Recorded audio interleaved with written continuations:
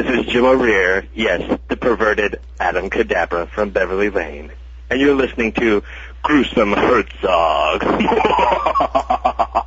Hello, everyone. This is Gruesome Herzog. My very special guest tonight is a bunch of the cast members from that awesome zombie film. It's called Beverly Lane in 2010. My guests are director Joshua Hall, the man, Hello. Jim O'Rear. We have the man that's working, Noah East. We got Raymond Kester. Yo. And, Eric T. Schroeder. Howdy. And we got Matt Rich. Mm. And I think his name is Morgan Shepard. Hello, everyone. Welcome to the podcast. Hello. Thanks. I didn't know I was supposed to say something after you introduced me, so... Oh, you know what? Awesome. David Ross. Excuse me. Thank you. My bus. David, we love you. You're the elder clown. I'm sorry. Yes, thank you. I did it on purpose, by the way, but okay, we'll do it. Anyways, let's start with the mastermind behind this film. Joshua Hall, step up, spit it out, and tell us your stories. Tell me what you want to know, and I will tell you everything. What I'd like you to do is, I know Beverly Lane has become one of these viruses on Facebook. A lot of people have seen Yeah, it's no Beverly good. Lane. You got to go see the free clinic, and then you got to go care for it. It's no bueno. It's no Exactly. bueno. And I always get a O'Rearism all the time. Yes, yes. It suffers from O'Rear, the STD known as O'Rear. It's bad. It's bad. Well, anyway, Jimmy, I love you. I'm just fucking. But anyways, Anyway. Josh, if you want to give the listeners an idea of the film, and the process and what your experience was of making this film. The idea, it was something Noah and I came up with during working. We both were aware of the talent of one another, and I really wanted to work with Noah on a project, so we sort of put together our heads and came up with the idea of what was originally supposed to be a zombie cubicle musical comedy. And then we realized, we cast a bunch of people who can't sing worth a shit, so we had to drop that part and just kind of move on with the zombie cubicle comedy part, which is where we sort of started. But, honestly, it was my first feature film. A lot of people have compared it to Shaun of the Dead meets The Office. We sort of feel it's like that, but we also like to stand on our own two legs, It was a fun film. It's based on the fact of a new manager getting a promotion and starting on the same day as a zombie apocalypse, but it happens to be at an office where everybody hates the new boss. So Noah needs to... Yeah. Well, they don't hate him because he's gay. Let's be politically correct here, Eric. They just hate him, and he just turns out to be gay. But, all joking aside, it was a great time, and we had a lot of fun. We had a great cast, and the film has turned out to be much more than I ever dreamed it would be. I don't know if Noah dreamed it would be this big, but we've had a lot of...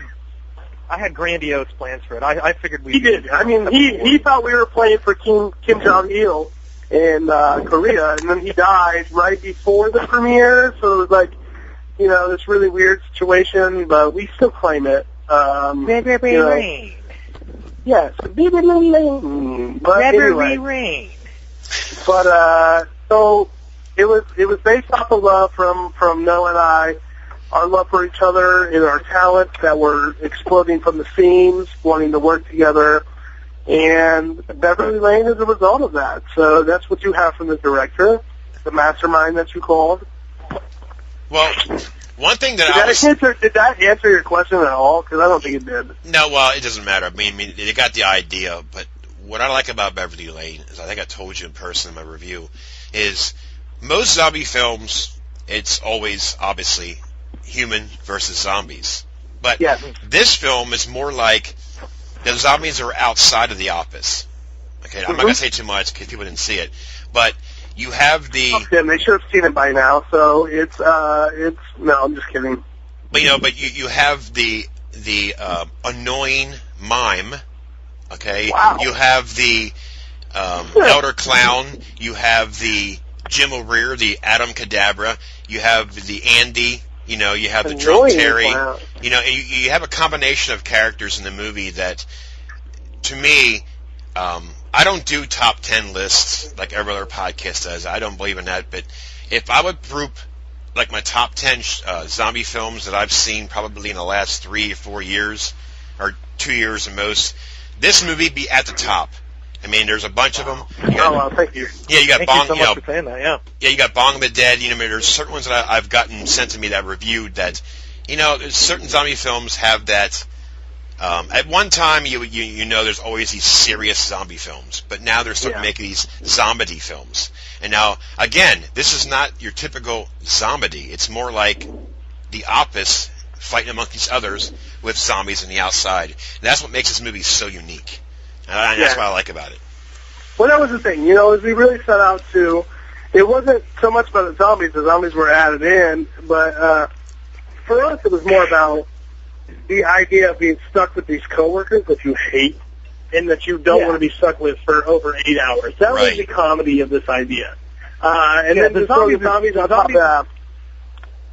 Go ahead. No, Go ahead. I was just going to say the zombies are superfluous. I mean, that's like a backdrop, really. It's more just about what's going on. If you put werewolves in there, it would be the same exact story. Yeah, so, I mean, they were almost like a big aquarium in the office where you just walked over to the window and stared at them, and you discussed them.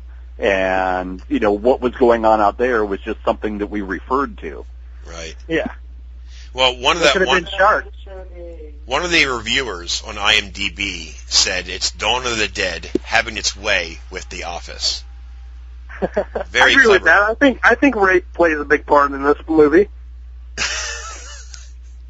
Well, anyways, Mr. Noah East, Andy, in the movie. Yeah. I'll give you a chance to speak because you are working, and I don't want you to get your head chopped off being on the phone. But Joshua mentioned you quite a few times. Now, what was your experience as Andy in the movie? Well, I mean, I had it pretty easy. I mean, this was my first film that I ever worked on, but I had it pretty easy just because he already had the part written for me. I mean, we worked it out together for the most part, like just bouncing jokes back and forth. But I mean, he wrote the part for me, so I mean, I kind of went in and played a bastardized version of myself, and I mean, that really helped a lot to make me more comfortable about it, not near as anxious and nervous. So, sorry. Yeah, I mean, that just made it a lot easier, just because I was playing just like a kooky, weird version of myself. I mean, half of that stuff's shit that I would say anyhow, so that made it a lot easier. But I mean, he really did a great job of just tailoring every line of dialogue in that thing just perfectly for the way I would say it.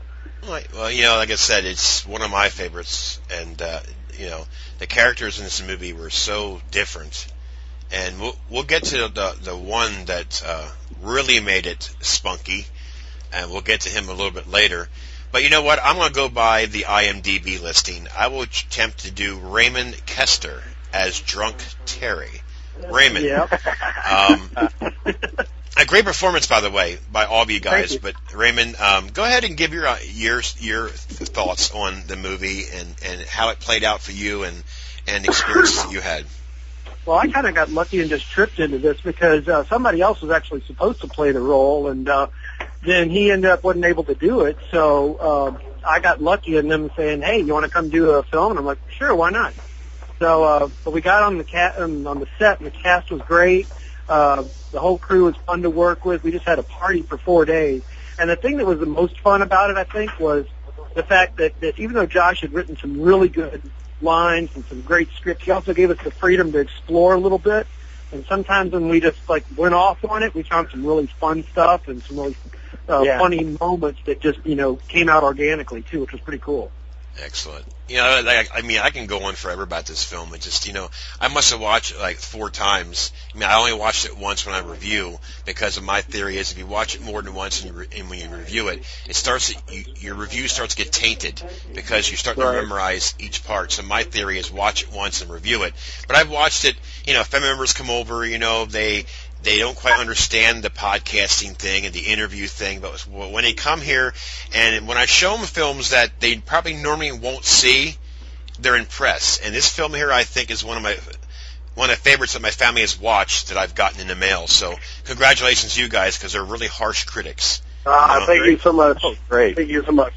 No problem. And the next person, which I'm going to dread bringing this person up because he's an asshole. Just kidding.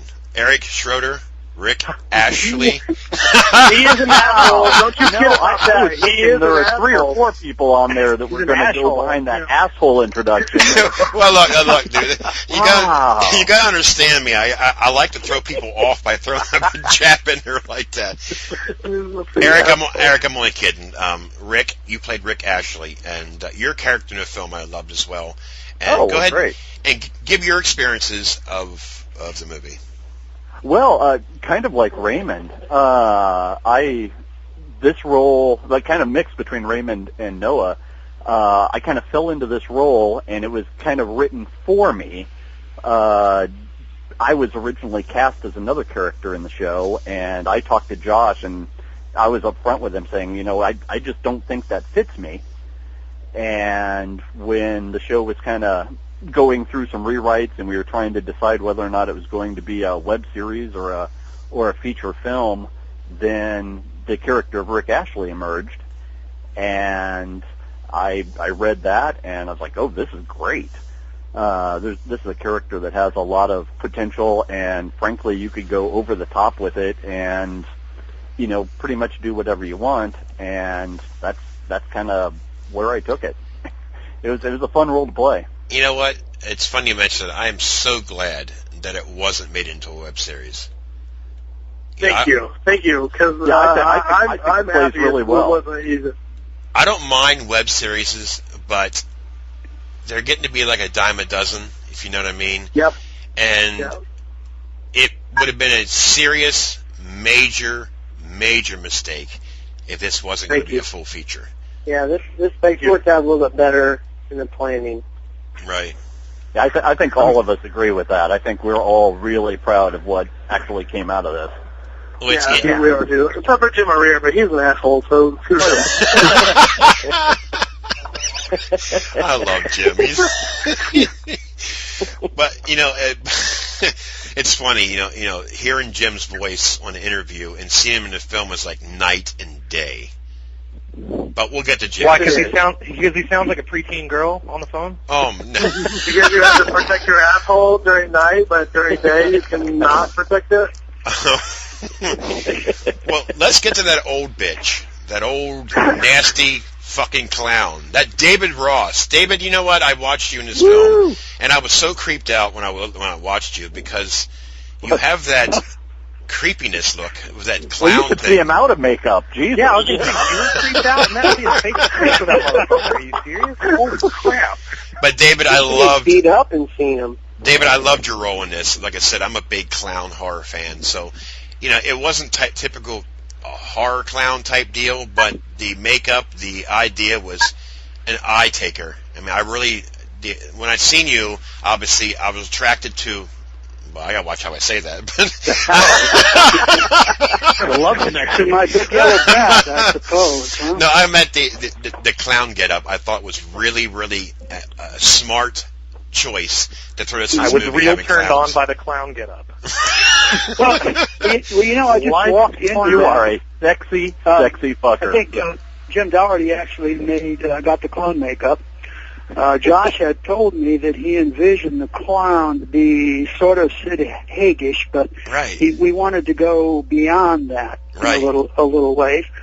And so we sort of thought of it as being vaguely Scottish, but then I really wanted to have that kind of, excuse the hyperbole, the simmering inner intensity that would kind of go counter to the idea that you're supposed to be a happy, silly clown. And there's so many expansive parts in the movie that I wanted to hold that very tight and, keep that as sort of a visual counterpoint so that the clown was, a moment of quiet and wondering, well, what the hell is this deadly clown going to do next? Sort of thing.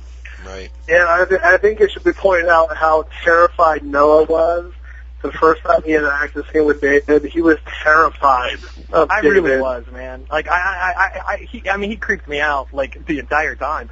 It wasn't until, like, maybe the second day I was like, okay, this guy, I've seen him with all the makeup on. He's harmless. And then once he puts the makeup back on, I'm like, holy shit, this guy's creeping me out. Right, and I tend to sort of have to stay in character. Just I can't snap back and forth like some people can. So once I've got the makeup on, I'm a scary clown. You're all method. You're all method, David. That's what it is. Hey, Josh. Yes, sir. I think what you ought to do is make a little short film with the Elder Clown.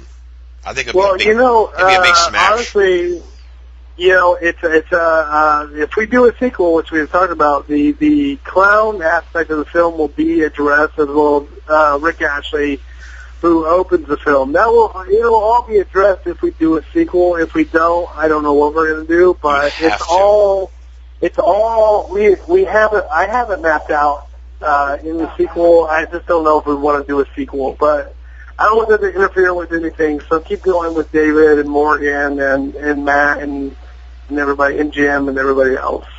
All right. The only thing that I want to add is the collaborative atmosphere was really great. As Raymond and Eric have already mentioned, there were so many rich characters that all you had to do was kind of bump around in character, and weird, interesting stuff was happening, and a lot of that got on film. Right. And most of that was because O'Rear was naked. I mean, that was where most of the giggling came from. Well, not Morgan being naked. To add this peculiar effect, which I call the Jim O'Rear effect, when he arrived on set, all of a sudden things just started getting incandescent. Like 100%. He started lighting up like a billiard machine, like a billiard ball. Not billiard, what am I trying to say? Like a pinball machine. Thank you. Right. Yeah, it's like, and the thing is that a lot of it was improv. I mean, some of the parts were sparse, but somehow they came alive. It's sort of like Josh knew that there was a part there, and once the actor got his mind around it, it just suddenly became deep. It was interesting. Yeah, I'm a genius like that. O'Rear's all improv and cock shots. That's all O'Rear is. Improv. Well, I would like to think that I play a big part in that, so thank you, Noah, asshole. Yeah, well, what David's saying is the script was basically a guideline. Yeah, what I was saying is basically I suck as a writer, and well, it was a guideline, and Josh just said just throw in the word "fuck" as many times as you can. Yeah, I did do that. As long as you used it in a new and interesting manner. All right. Well, our next speaker is Morgan Freeman Shepard as gay. Morgan Shepard as gay. Morgan, another great performance. I like your performance in this film. I like everybody's performance in this film, but I'm just mentioning the ones that are in the podcast tonight. You had a great role also, and to have a character named Gay, it takes balls to have a name like that for a movie. And you almost got a chance to see him. Damn it! Yeah, can I be honest? Can I be honest with you here on this podcast, Scott? Go ahead. That performance by Morgan, he came into the audition, and that performance was 100% Morgan. He came in, he auditioned for the role of Gay. We said we didn't know what role he would play, but we had the role in mind. He auditioned. That was all improv, and what he did, that audition period was what landed in the script. So Morgan is 100% credited for the role of Gay. I mean, I gave him the name of Gay, but like everything else, that goes to Morgan. So and not only was it all Morgan, but it was all improv. Like, I mean, he sat down at the audition and just made that shit up. 100%. So I gotta say that I have nothing to do with Morgan Shepard. That's all Morgan Shepard being Morgan Shepard. Well, Morgan Shepard, bravo, great performance. He is gay. Talk, Morgan, talk. Like a real kid in that audition, and he knocked it apart. So congratulations, Morgan. I agree. He's got some of the most quotable lines in this film. Yep. I love some of the lines he came up with. All right. Well, I'm dreading this, but I'm going to bring him up. Matt Rich. Yeah. The annoying, hard-ass mime who pulls right. out speak. Who pulls out a gun. He thinks he's so smart. He goes in the very room. smart. He goes in the room and gets his Peter bit off. I guess. I'm assuming. Spoiler alert, bro. Spoiler alert. Go ahead, Matt. Hi. Your character as well was... I mean, this movie has so many characters in the movies. There's so many of them going at the same time, and each one, I think, is so clever, is they're eye-popping. You know what I mean? It kept the whole flow going. But go ahead. No, very, very true. Like, I've been working with Josh and trying to get him to do something for so long, and he was like, I got a spot for you. I was like, all right, cool. I'm going to be like a guy diving through a window or, you know, driving a car very, very fast or something crazy like that. But he was like Tom. He said, I want you to be a mime. And I was like, a mime? That was the only way I could get him to shut the fuck up, Scott. You gotta understand that part, right? So I was like, thank you. I don't know how to be a mime. He's like, well, here's a book. Just read this. And I'm like, read it? It's a mime I book. need that $4.50 late fee to the library as soon as you got it, bro. Because it was an audio book, right? No, I actually gave him a real book because I thought he could read at the time, but then I was like, whoa, shit, wait, he's the mime, he can't read at all. So look at the pictures, bro. And he got it. He got it after the pictures came. But the part that I thought was so funny is I'm a mime, and everybody's laughing at him. I mean, that was so... let's just say this. That part where the mime actually does speak, which that's what I liked about it, because the mime actually kind of get to voice his opinion. But what made it hard is right before shooting time, we were outside and we changed it like 10 times. So I blame that on Raymond and Noah. What happened is as we were planning on shooting this, they're like, oh, that's funny, let's add that. Okay, go from there. Oh, that's funny, let's add that. So it made it to where, like, okay, where do I pause? Where do I say my line? Where do I let this person do their funny bit to make fun of me? But I really, really feel that in the movie, it played off very, very well with how many times we had to do it with each time it changing. It did. I thought it was brilliant. Yes, and I want to thank Josh for the whole intro to the mime, because he got a lot of criticism for the thought that's how he would introduce the mime. But to me, after like watching it and seeing it play out, it made a little break in the comedy / horror aspect to note that it was different. And he was introducing the character in a different way, because for one, mimes aren't supposed to talk, and most movies, mimes don't talk. Right. And the way he brought it in was unique and very different, and that was 100% Josh's idea. Josh. Good job, Josh. We're proud of Thank you. Thank you. I just read the script. But last but not least, it's the man, the myth, the legend, the shirtless, the funny, the Rob Schneider of the horror industry, Mr. We bow down. I owe all my success to Mr. Jim O'Rear and his butthole. Exactly. Mr. James O'Rear. Jimmy, great performance as usual. I like the character of the film. You threw something different in The Office. Now, you've been in a lot of films. You've directed your own. You've done numerous things. What was your experience like in the movie? Yourself. I don't know who any of these people are, but they sound like a bunch of assholes. You sound like a bunch of assholes, right? Who's casting in their movies? Assholes. I don't even remember doing this movie. That's the roofies. I offered you roofies in the contract, Jim O'Rear.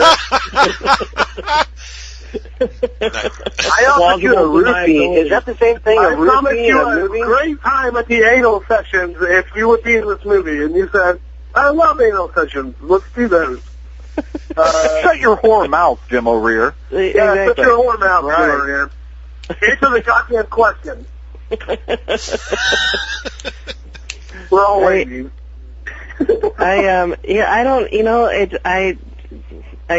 think I was probably one of the last people to get involved in this film, wasn't I, Josh? You were actually the very last person. And I said, I hate this guy. I hate this guy with a passion. And they were like, come on, give him a chance. And I was like, he literally looks like a rapist, guys. And they were like, even rapists need a chance every now and then. And I was like, okay, fine, I'll write him a fucking role, please. Just get off my back. So that's the history of Jim O'Rear coming aboard Beverly Lane. Exactly. He was one of the last people. He was one of the last people and one of the best people that was going to anchor this. And he's dating some of the male cast members. Yeah. Yeah, I had heard about it. I had just kind of heard about it and thought it was a funny idea, and I was like, I contacted Josh and Jim Doherty, and I was like, how do I get involved in this? Because it sounds really funny. Because not a lot of people know that my background really is in comedy and musical theater, and it's not horror related at all. So anytime I can find something, it's not often that you find a script that's got clowns and mimes and magicians and all that kind of stuff mixed in with monsters. So I thought, this is just wacky enough. How do I get involved? And Josh just happened to have the idea of a creepy magician. And I went, you know me already, apparently. And, he kept trying to add the rape part, and I was like, there's no rape, Jim O'Rear. Please stop. Who never performs a trick. I just a card trick. Yeah, his only trick is roofies, and I'm like, there's no match. David Copperfield does not use roofies, Jim O'Rear. Please stop using that as a reference point. But, Oh, my. But it was a lot of fun. It was a lot of fun. He's a happy mixture between Ted Bundy and Doug Henning. Yeah, I feel bad for Florida nurses, but at the same time, I was like, bitches, this is a party you will never regret. And then they're dead. They end up dead, and it's like, okay, sorry, that was wrong. But,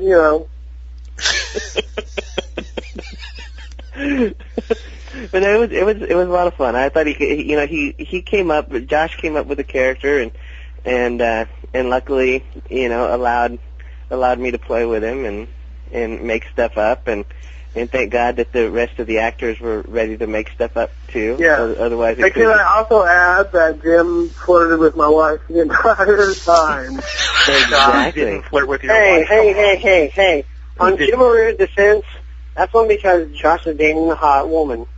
And to be fair, she wasn't your wife. She wasn't my wife Exactly. then. Now she's my wife, and I was like, come be in Jim O'Rear's defense again, she was a single lady.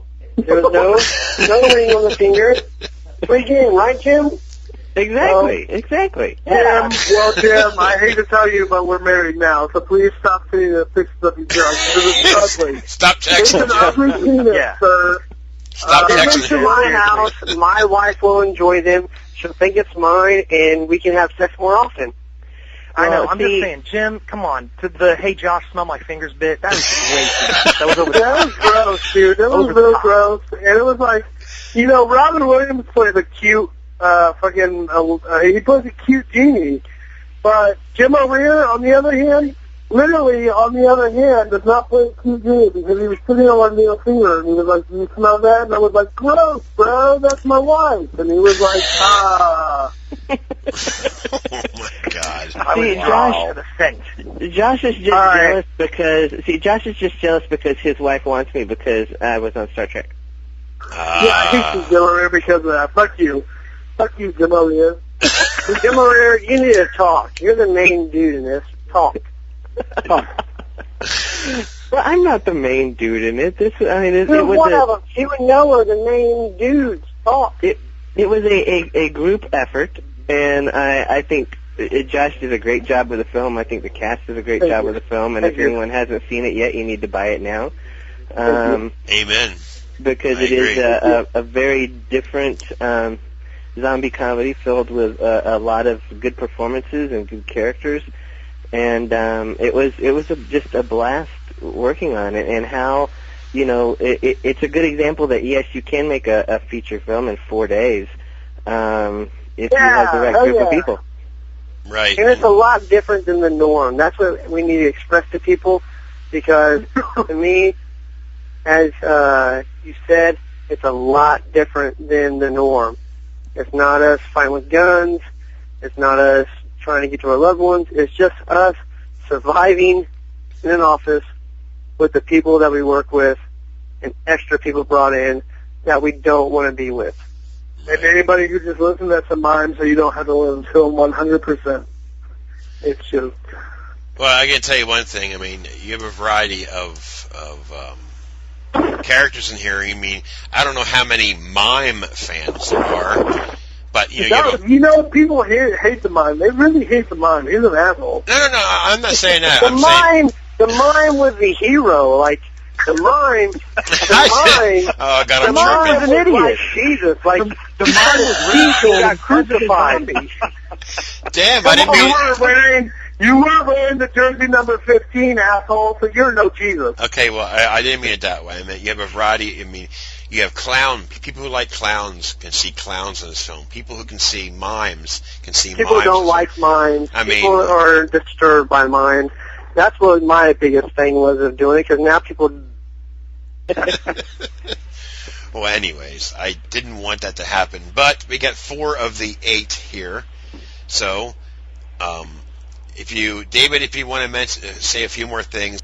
Okay, well, maybe some of the other guys can help mention some of the other actors that had terrific roles. I mean, obviously, some of the makeup department did a wonderful job on my makeup. We had Deborah Mincy, DJ Mincy, who did a wonderful job as Susan, and Angela Steele Davis, who did a wonderful job. Angela Steele Bowers. Bowers, I'm sorry. Or Davis. Where did that come from? Yeah, I don't know. And Butch, go ahead, James Copeland, Butch Copeland. As, yeah. Oh, man, he was... I giggle every time he comes on the screen. Yeah, he was a good... Hey, man. Constantly eating. Mark A. Nash is Scotty. Yes, Mark, obviously. Stephen. Terry Menke. Yeah. Jay Hinkleman. Craig. Jay Hinkleman. The barbershop singer was the most oddballest character, I think, in the film. Craig Scarberry. Yep. Well, he didn't have the rest of his quartet, so... He just... Yeah. Felt out of place. Camille Chandler. And of course, Mr. Beverly himself, who is now Stephen Durgan. Durgan. We also know as Don Becker. Right. Don at the time, right? Yeah. Yep. Crazy. And then a bunch of zombies that just showed up on the last day to hang out in the cold. And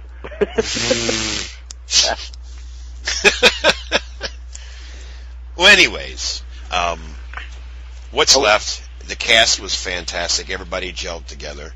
Oh, and I have to give a shout out to my 2 daughters that were in the film.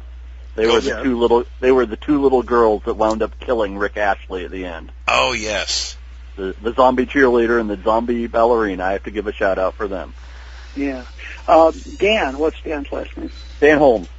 Dan Holmes. Okay. Dan Holmes. Yeah. Yep. Our first victim to leave the office. And the librarian zombie.